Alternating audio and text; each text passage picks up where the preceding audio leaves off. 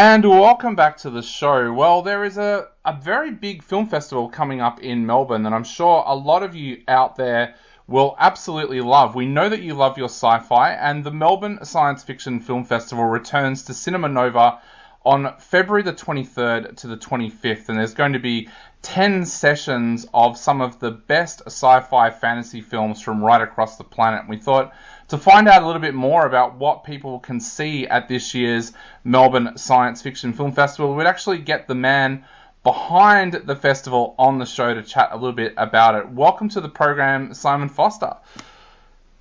Dave Griffiths, thank you so much, mate, for having me on. This is such as a fan of the Subculture team, I'm happy to be here chatting with you. No worries at all. Now, Simon, tell us a little bit about the Melbourne Science Fiction Film Festival. What can people expect to see at this year's festival? We're back at Nova for the third year running. We initially launched in Sydney as part of the Sydney Science Fiction Film Festival, but very quickly found that we were getting a lot of interest from around the country, and in particular, Melbourne was screaming out saying, "Can you bring those sort of movies to us down here?" So the first place you go is Cinema Nova, because I'd have a long history with them with Monster Fest and a couple of other genre festivals, and they do a great job there. So we were able to launch in 2022, I think. For some reason, we thought it was a great idea to launch a new film festival in the middle of a worldwide pandemic, and that really worked out well for us. But the Cinema Nova team got behind us, and this year we have one of the strongest lineups we've had in a long time. And I know every festival director says that, but the 10 sessions we have are coming from all over the world, including from Melbourne. Some Melbourne filmmakers are in the mix as well. And we've got a great retro title as well. So I'm happy to run through. Where do you want to start? Yeah, so tell us a little bit about some of the films that you've got on, because I understand you've got 16 Australian premieres this year. So tell us some of the highlights of the films that you've got on this year. We are very lucky to have as the opening night film a French movie called Pyramiden. This is a story of a solo man who survived a mass extinction event, who stumbles across this abandoned town and is sort of trying to start things over again for himself and for mankind, but finds that it may not be as abandoned as he's originally thought. And it's the feature debut from a French director called Damien Faure, who has this amazing eye for vast spaces, but then really intense sort of scenes of I guess anguish, and so it's a tough film to watch at times, but it's a really potent, powerful sort of science fiction vision, and it speaks very much to what we try to program. We call ourselves a science fiction film festival. We also like to call ourselves a speculative cinema event, and by that, we love our ray guns and spaceship sort of sci-fi, and we've got a couple of those in this year's program, but we also love the slightly more thoughtful, I hate the word intellectual, but slightly more sort of deeply etched kind of science fiction movies that Pyramiden is, and that's on February 23rd at 6:30 in the evening. So that is definitely a must watch. And then at the other end of that spectrum, our retro title is The Adventures of Buckaroo Banzai Across the Eighth Dimension, which is a largely forgotten 80s oddity with this amazing cast. People like Peter Weller, who was Robocop, and Jeff Goldblum, and John Lithgow, and Ellen Barkin. And to try and describe the plot would be to do it an injustice, because it is one of the nuttiest alien invasion films you will ever see. Buckaroo Banzai, the lead character played by Weller, is a brain surgeon, rock star, superhero type of character, and the craziness that him and his band of cohorts get into just make for one of the most enjoyable and most original films to come out of Hollywood ever. It was a huge flop back in the day. The director never worked again, but it has quickly become a cult item around the world. You've also got some great docos as well. One of the ones that I've already sat down and watched is The Adventures Sorry, I've mucked up that one. I sat down and watched one of the documentaries that you've actually got on this time around called Shadows in the Desert, which is a amazing doco put together by a couple of podcasters. Tell us a little bit about that one, because I know a lot of our listeners out there love docos. So tell us a little bit about Shadows in the Desert. Okay, the full title is Shadows in the Desert, High Strangeness in the Borigo Triangle, which is a 3 points within the Californian desert that is very well known in the region for night lights and UFO sightings and ghostly apparitions and strangeness, as they say. This is the brainchild of two American podcasters. I'm a huge...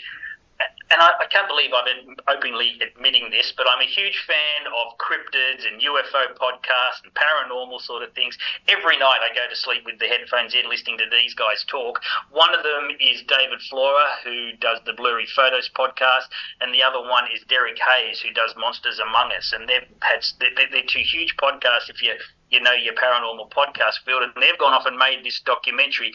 It's a lot of fun. They're obviously two great mates, so they have a lot of laughs and interesting sort of encounters along the way, but they also really engage with locals who give very, very detailed accounts of some of the strange things that have happened in this part of the world. A lot of these sort of documentaries do turn up, and you see them on the Paranormal Lockdown and Alien Superhighway and all those sort of shows that turn up on your streamers. But there's something a little bit unusual about that, and this is their friendship and the willingness that they have to question each other, question those that claim to be eyewitnesses, but then bring some really sort of substantial evidence to the game as well to really put the question in your mind, how much of this is made up, how much of this could be real, and I just had a ball watching this as well. I think they're two great guys together. Definitely. Now, the other three films that I've got on my must-watch list are How to Kill Monsters, The Beehive, and Cora. Tell us a little bit about those three. Yeah, look, I'll run very quickly through those. Cora, in particular, is it's a medium-budget film out of Sweden, directed by Sonny Laguna and Tommy Vikkelin, who are well-known in the homeland but haven't travelled anywhere. They make the most riveting and visually exciting science fiction films and action films on a fairly lean budget. The actual dollar level is never betrayed in this film. It looks fantastic. It's, once again, the story of a young woman who has survived an extinction event. A deadly mist sort of covers the earth, and she has to go out and search the barren wasteland for signs of life, and she stumbles across, in a Mad Max 2 kind of a way, this enclave of humans who've survived, and it's how she interacts with them and has to protect herself that makes for a really powerful film. And that's the late night film on February the 23rd. You also have in the mix The Beehive, which is a Canadian independent feature that follows a family coping with their own grief, but also dealing with a very sort of understated alien invasion. The young girl at the centre of this finds giant beehives, or what she thinks are beehives, on trees growing around their property, but they start to hatch, and very soon this family is a threat. It's a very sort of insular thriller, this one. It tells the story of a family trying to deal with grief and deal with their own dysfunction, but then sort of all brought together in a fight against this alien team, this alien invasion. And I love this film. It's got this terrific sort of central performance by the young actress who's just wonderful. And then, just for a blast, on Saturday night, the 24th of February, How to Kill Monsters is the latest film from UK director Stuart Spark.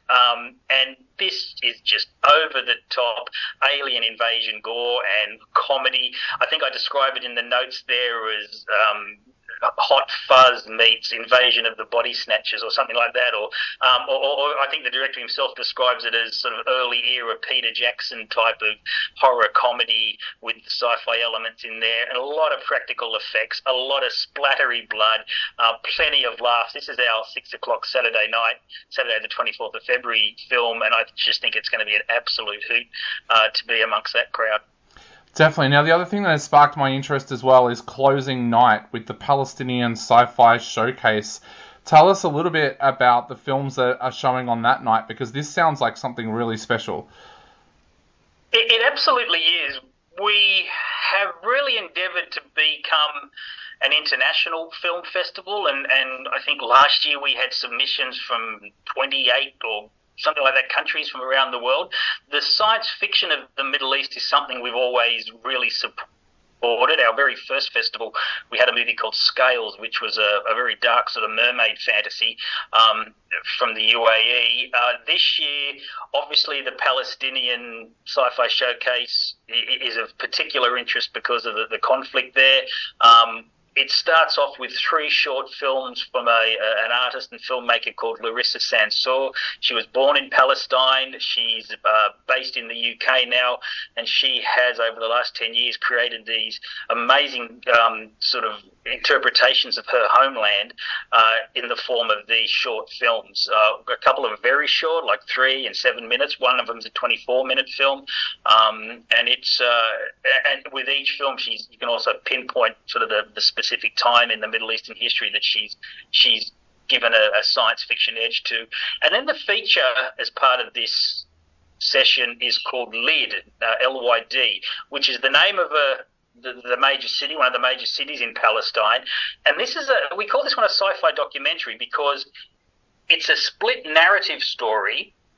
In 1948, Israeli forces occupied Lyd and took what was a thriving sort of bohemian metropolis and largely dismantled it. So for one half of this story, you have the documentary elements that follows what happened to this city and the people of this city up to the present day under Israeli rule. But then you have this other narrative, which is an animated film that takes the same people that feature in the documentary element and create an alternate reality, an alternate life for them as animated characters, and what would have happened to the city under self-rule if it had continued to grow from that point in 1948 when the invasion happened. So it's something, this film it's co-directed by Rami Yunus, who's a Palestinian-based journalist and filmmaker, and Sarah Friedman, who's a New York-based filmmaker, and they have created one of the most unique movie experiences I've seen in a long, long time. I really went hard to get this. This is one of the first international placements for the film at our festival, and it's one of the films, after doing this festival for 5 years, I'm most proud of. Well, Simon, sounds like it's going to be an absolutely amazing festival, and we've put a link up on our website as well if people want to grab tickets and head along to Cinema Nova for the Melbourne Science Fiction Film Festival, kicking off on the 23rd and running through to February the 25th. We'll also have a lot of reviews coming up on our show and also all through our social media and also on our website as well for people that want to check them out. Simon's actually going to stick around now because we're going to go to a track very, very quickly, and then we're going to come back and Simon's going to tell us a little bit about his favourite sci-fi films of all time. So we'll be back in just a moment.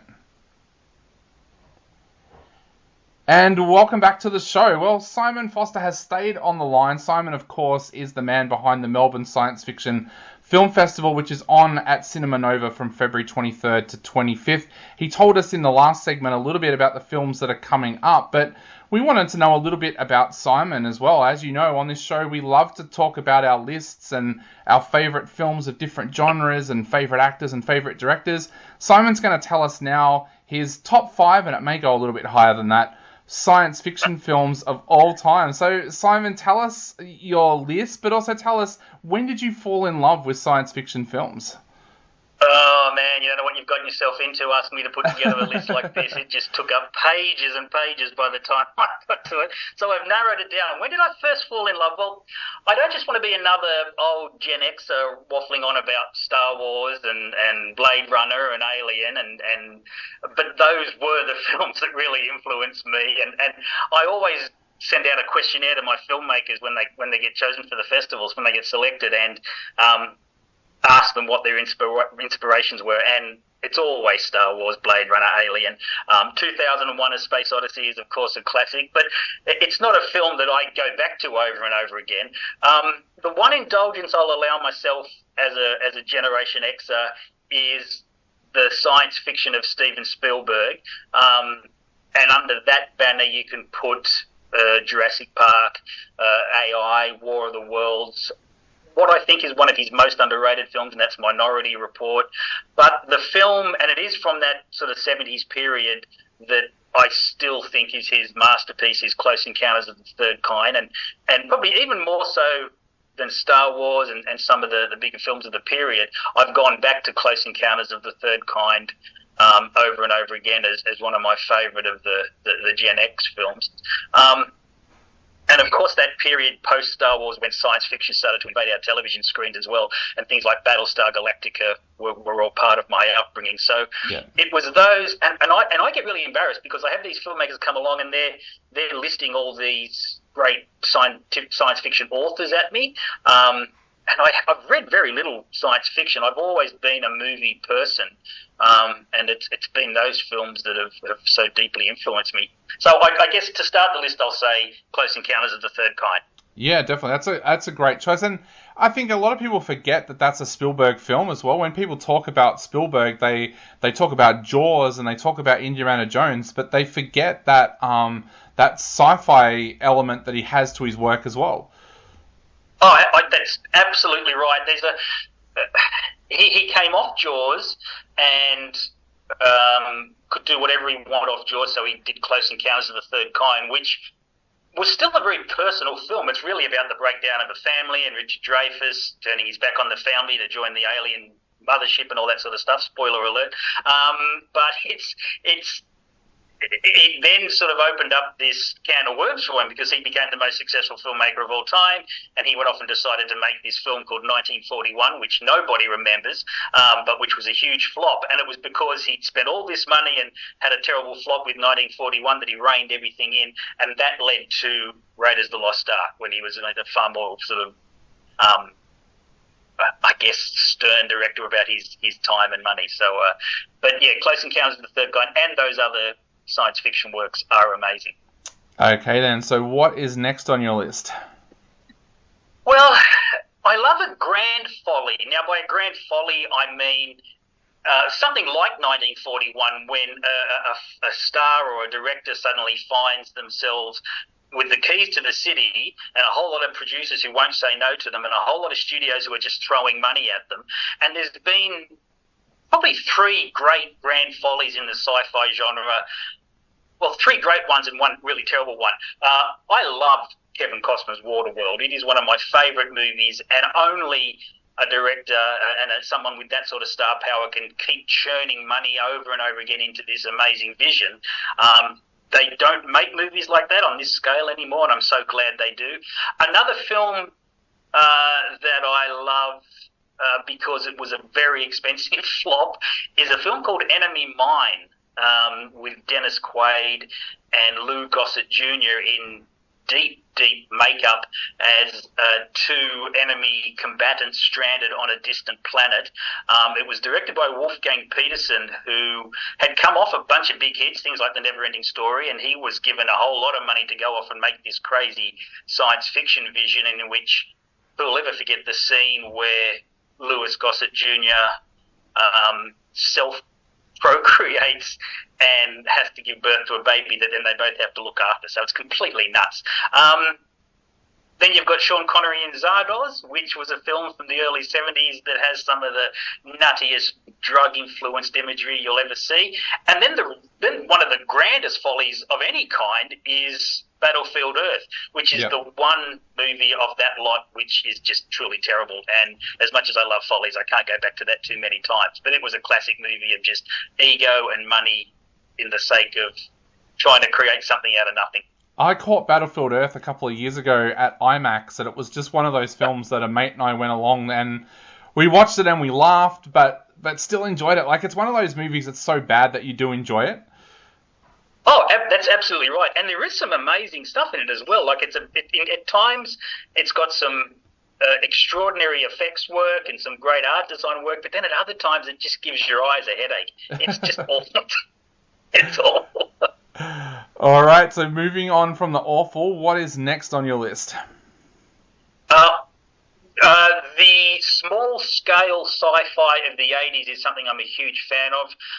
One I've already mentioned that I'm screening this year, and this isn't just another plug for the session, but The Adventures of Buckaroo Banzai is a totally unique vision from the period, so do try and get along and see that. But a movie that I absolutely love stars Anthony Edwards and Mare Winningham. It's a film called Miracle Mile. I was able to screen it a few years back at one of their Sydney seasons. It's the story of a young man played by Anthony Edwards, who, of course, we know as Goose from Top Gun and from ER. He's waiting for his girlfriend at a diner late at night on Miracle Mile in Los Angeles. It's a stretch of road in LA. The public phone rings, he picks up the phone, and on the other end is a panicked voice screaming, "Mum and Dad, get to the cellar, we had to launch. And it's a film that plays into the nuclear nightmare of the 80s, and then goes through this extraordinary odyssey around late night LA as Anthony Edwards tries to get to Mare Winningham and tries to convince people that there's an inbound nuclear attack. And it ends on one of the saddest but one of the most romantic notes in film history, and it still gives me goosebumps even thinking of where that goes. So if you can get to see Miracle Mile, it's one of the great forgotten films of 80s sci-fi. Yeah, I think I watched that when I was younger, but I haven't watched it for years. You've made me decide now that I'm going to be jumping on Just Watch later to search for that, because I want to definitely check that one out again. And so what is next on your magical list? Well, I've been all serious. I want to get into some junk sci-fi. We mentioned Battlefield Earth, and that's great junk sci-fi. Something like Independence Day is a classic junk sci-fi movie, and Roland Emmerich does great junk sci-fi. Independence Day is his best. Him and his partner Dean Devlin, but also 2012 and all those other films. But the movie I want to go to, remember that time when there was the competing asteroid movies? We had Armageddon and we had Deep Impact. Yep. Well, if you go back even further to 1979, there was just a film that was very imaginatively titled called Meteor, and it was about a meteor hurtling towards Earth. And the bunch of big-name actors from the time who were willing to take a huge paycheck to act terrified by this. You had Sean Connery in there, Natalie Wood, Brian Keith, Martin, not Balson, the other Martin who won the Oscar for Ed Wood, I can't remember his name. And it was getting near the end of that great sort of 70s disaster film thing that started with great films like Poseidon Adventure and Towering Inferno and ended with junk like Meteor. But I can go back to Meteor and watch it over and over again just for its crazy sort of special effects and actors doing what they do to pay a few bills. Definitely, and Meteor doesn't have a cheesy Aerosmith love ballad like Armageddon does either, so that's another huge pluses. Look, I was actually a bit of a fan of Deep Impact. It was one of those movies that I remember when I watched it, I actually liked Deep Impact better than I liked Armageddon, which I think was rare amongst most people. All right. Absolutely, yeah. So the next one on the list is... I often get into a debate with my sort of genre of friends. What is sci-fi? What is horror? Where do you put Alien, which is one of my favourite movies? Is it sci-fi or is it horror? Same with John Carpenter's The Thing, which is another movie that always comes up amongst the most influential films with filmmakers of all time. I love a classic bit of junk horror sci-fi is Species, but all the adaptations of Invasion of the Body Snatchers are amongst my favourite films. Obviously, you fall with the 1978 version with Jeff Goldblum again, with Donald Sutherland, with Brooke Adams. It is one of the great sort of terrifying horror sci-fis, but yes, you count the Kevin McCarthy versions from back in the 60s, and if you haven't seen it, do try to see the Abel Ferrara version of it from the early 90s with Meg Tilly. It is one of the sort of really sort of intense horror sci-fi experiences. I love the whole Invasion of the Body Snatcher storyline and can watch it in any form. Definitely, and you mentioned Species in there as well. That when I was working in a video library, that was one of the most borrowed videos that we ever had, and we actually held a competition once in the store, and nobody got this right. We asked the question, which Oscar-nominated actress appeared in Species? Because, of course, Michelle Williams plays the little girl. Nobody got it. Right at the start, one of her first roles. That's exactly right. Yeah, she was, and Natasha Henstridge, who became a huge, I guess, media figure after Species. She's never won an Oscar, which surprises me. All right then. So moving along, have we got more to go on the list? Yeah, look, finally, I can't talk about my favourite science fiction films without talking about arguably my favourite director, Paul Verhoeven.